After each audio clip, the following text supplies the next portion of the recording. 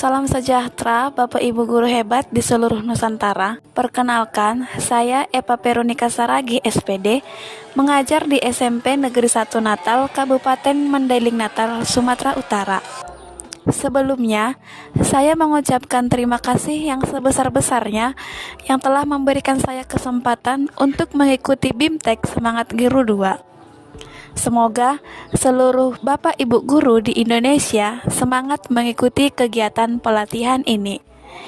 Pada kesempatan ini, saya ingin melakukan refleksi tentang apa yang saya dapatkan setelah mempelajari modul atau materi 1 tentang motivasi dan merdeka belajar.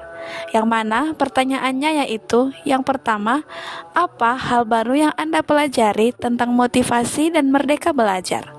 Setelah mengikuti webinar, hal baru yang saya pelajari yaitu tentang betapa pentingnya memotivasi diri sendiri. Motivasi dapat diartikan sebagai usaha pendidik yang dilakukan secara sadar untuk mempengaruhi dan menumbuhkan daya gerak peserta didik untuk melakukan sesuatu dan memperoleh tujuan yang diinginkan. Selain itu, saya juga mengetahui teori Abraham Maslow dan teori menetapkan tujuan.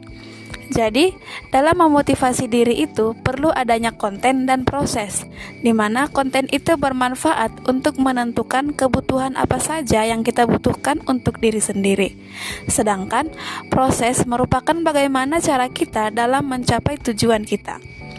Fungsi motivasi bagi peserta didik diantaranya yang pertama, menyadarkan kedudukan pada awal proses hingga hasil akhir, mengarahkan kegiatan belajar, membesarkan semangat belajar, dan yang terakhir, menyadarkan tentang betapa pentingnya perjalanan belajar dan kemudian bekerja berkesinambungan.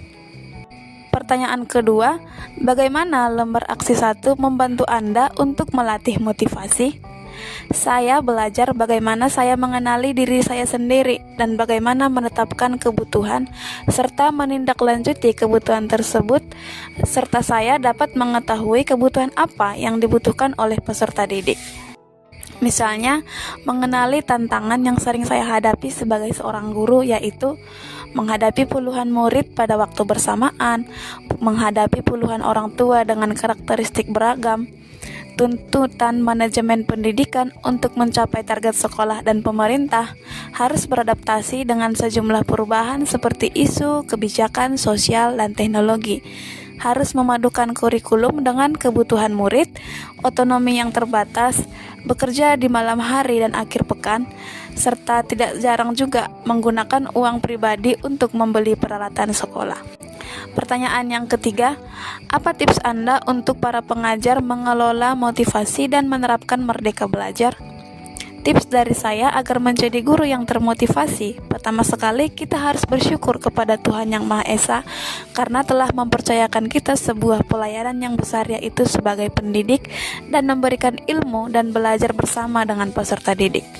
Kedua, membiasakan untuk mengenal apa yang menjadi kebutuhan kita, serta membuat memo apa yang menjadi rencana dan bagaimana cara kita menentukan cara menjalankan rencana tersebut.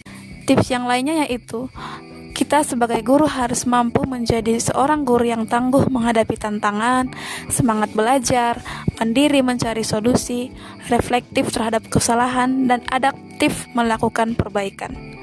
Sebab, guru adalah profesi yang termasuk kategori yang penuh tekanan. Demikianlah yang saya pelajari dari materi 1 tentang motivasi dan merdeka belajar. Semoga dapat bermanfaat bagi kita semua. Salam dan terima kasih.